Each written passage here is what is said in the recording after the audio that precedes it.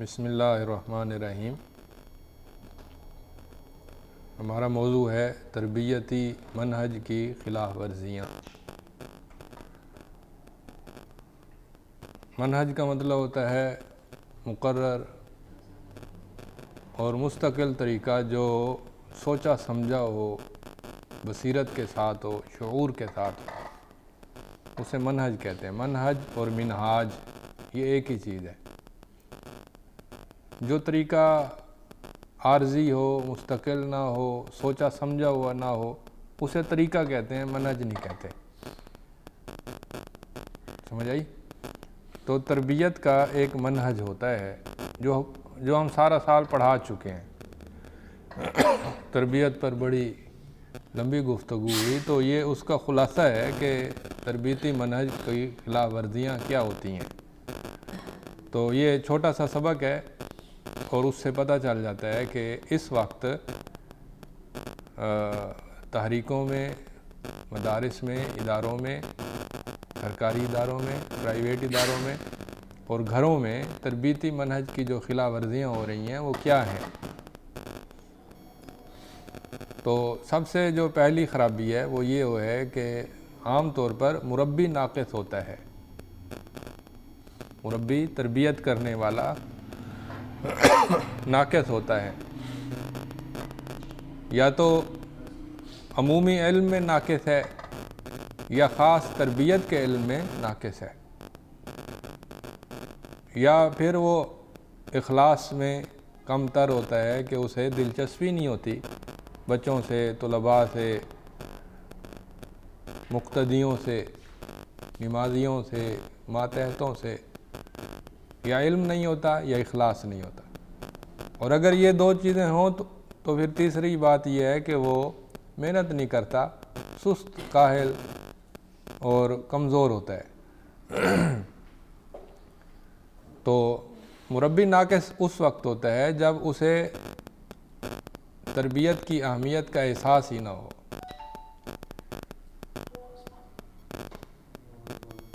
مربی کا فن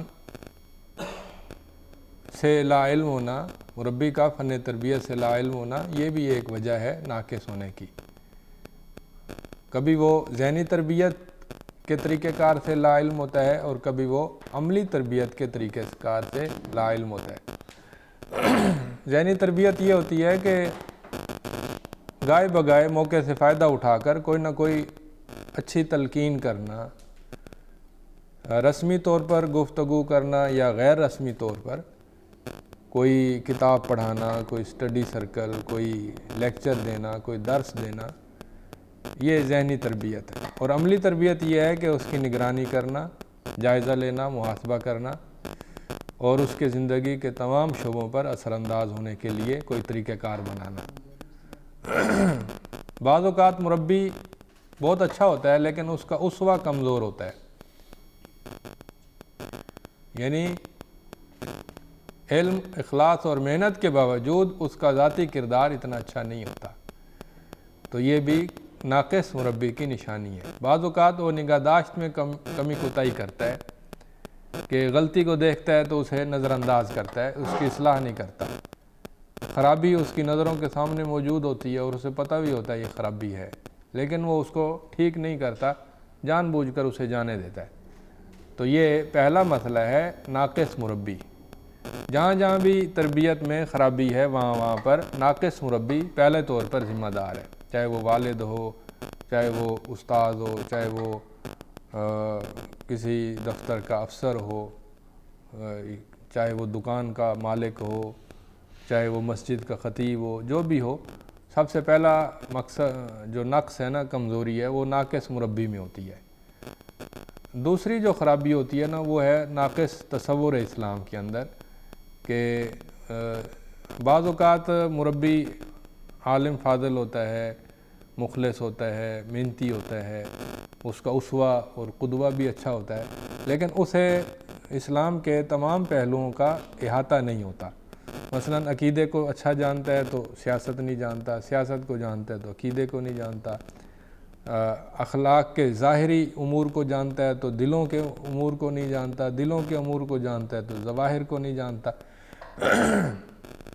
تو عقیدہ، عبادت، اخلاق، دعوت، سیاست، یہ ساری چیزیں مل کر اسلام کا جامع تصور بنتا ہے۔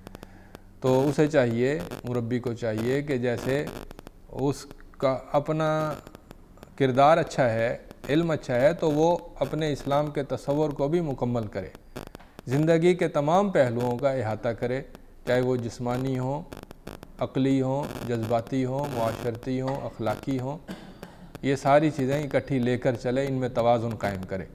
اسی طرح سے عقیدہ، تزکیہ، دعوت، فقہ الواقع یعنی حالات حاضرہ کا علم، سیاست شرعی، فرق و ملل، علمانیہ، ان سب کا تعارف حاصل کرے، کیونکہ یہ ساری چیزیں پڑھنے پڑھانے والی ہیں، بتانے والی ہیں، سمجھانے والی ہیں۔ ایمانی اور علمی طور پر بچوں کو مضبوط کرے، اخلاقی اور تزکیاتی طور پر مضبوط کرے، دعوتی اور تبلیغی طور پر ماتحتوں کو، متربین کو مضبوط کرے، سیاسی اور واقعاتی تربیت کا اہتمام کرے۔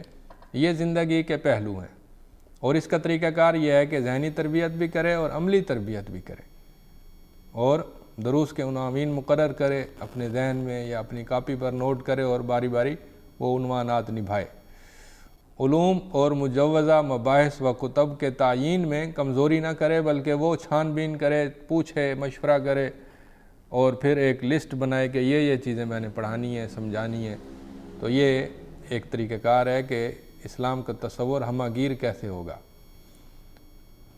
تیسری جو چیز ہے وہ ہے سرگرمیوں میں کوتاہی، کہ بعض اوقات مربی بھی اچھا ہے، اس کا اسلام کا تصور بھی اچھا ہے، لیکن سرگرمیوں میں کوتاہی ہے کہ کرنے کے جو کام ہیں وہ پورے مکمل نہیں ہیں، نظام الاوقات، ٹائم ٹیبل ٹھیک نہیں ہے۔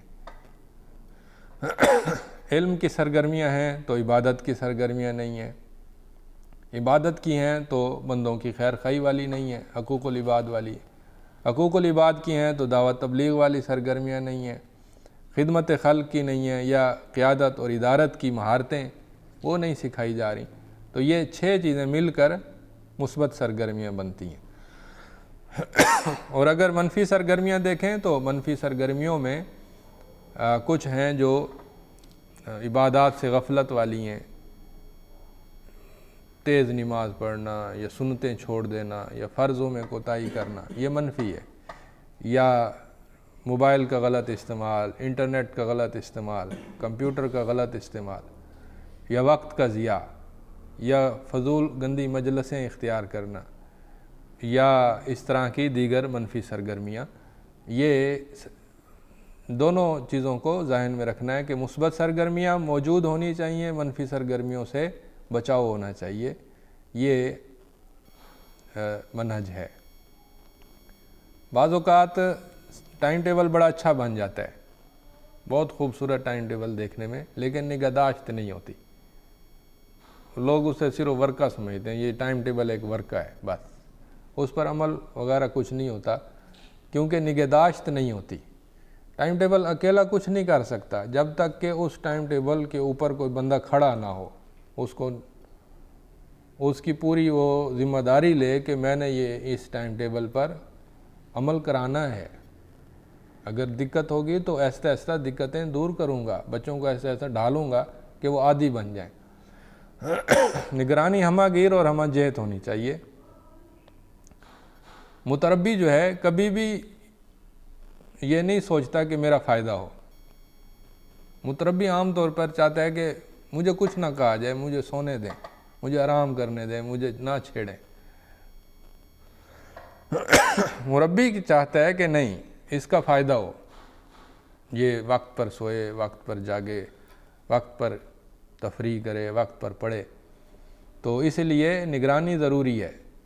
متربی کبھی بھی جامع محاسن اسلام کا عادی نہیں ہوتا اور نہ عادی ہونا چاہتا ہے۔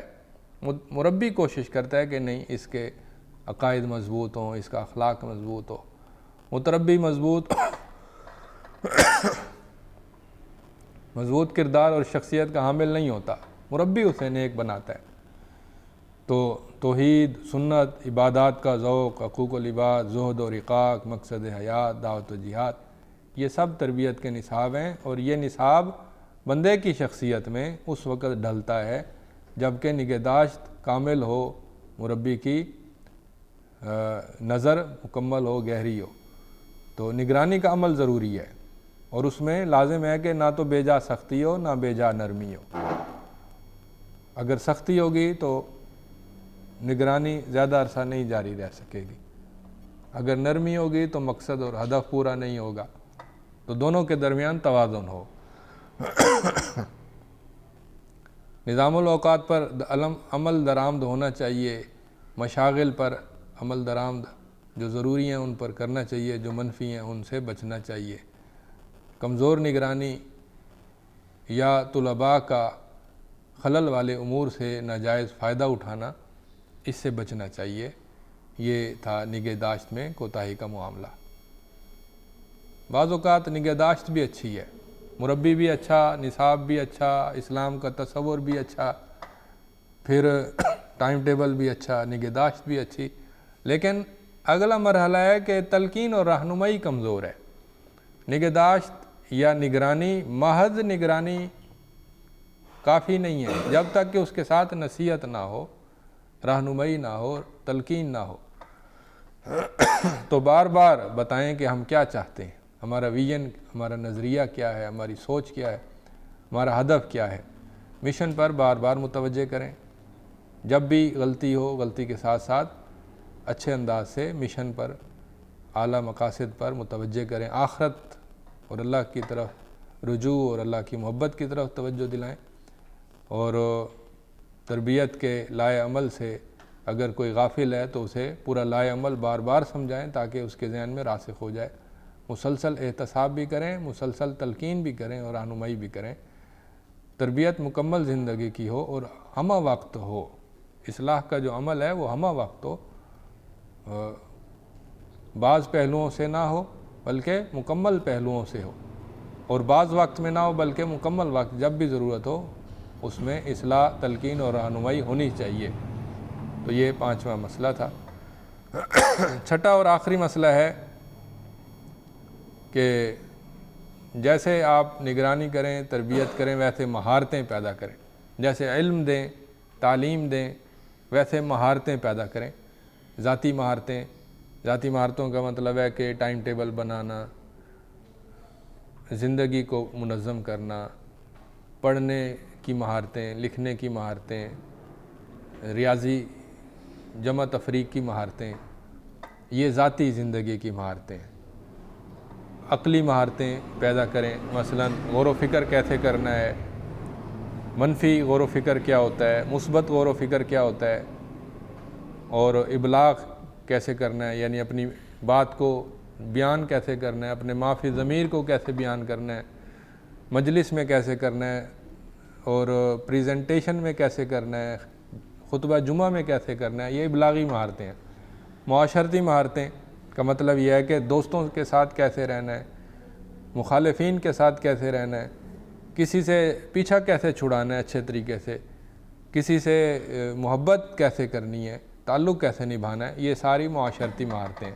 تکنیکی مہارتیں، جو مثلا کمپیوٹر کی مہارتیں، واٹس ایپ کی مہارت، یوٹیوب کو زیادہ بہتر طریقے سے اچھا استعمال کرنا، فیس بک کو بہتر استعمال کرنا، یہ تکنیکی مہارتیں۔ اسی طرح قیادت و ادارت کی مہارتیں، کہ کسی مجموعے کو کسی ہدف اور مشن کی طرف کیسے لے کر جائیں، ان کی نگرانی کیسے ہو، ان کے ساتھ تعلق کیسا ہو، اور ان کو رہنمائی کیسے دیں، یہ مختلف مہارتیں ہیں۔ تو جب یہ 6 غلطیاں ختم ہوں گی تو پھر تربیتی منہج درست ہو جائے گا۔ ایک دفعہ پھر دہرا دیتے ہیں۔ سب سے پہلا مسئلہ ہوتا ہے ناقص مربی کا۔ تربیتی منہج کی خلاف ورزی، پہلی خلاف ورزی یہ ہے کہ مربی ناقص ہوتا ہے۔ دوسری خلاف ورزی یہ ہے کہ اسلام کا تصور ناقص ہوتا ہے۔ تیسری خلاف ورزی یہ ہے کہ سرگرمیاں مکمل نہیں ہوتی، ناقص ہوتی ہیں، کوتاہی ہوتی ہے، نامکمل زندگی ہوتی ہے۔ چوتھا جو خلاف ورزی ہے وہ یہ ہے کہ نگہداشت میں کوتاہی ہوتی ہے، نگرانی کا عمل درست نہیں ہوتا، یا نگران ہوتا نہیں ہے، یا ہوتا ہے تو کمزور نگران ہوتا ہے۔ اور پانچویں خرابی یہ ہے کہ نگران اچھا ہو لیکن تلقین اور رہنمائی نہ کرے تو پھر بھی بات آگے نہیں بڑھتی۔ اور چھٹی چیز ہے کہ مہارتوں سے غفلت کی جاتی ہے۔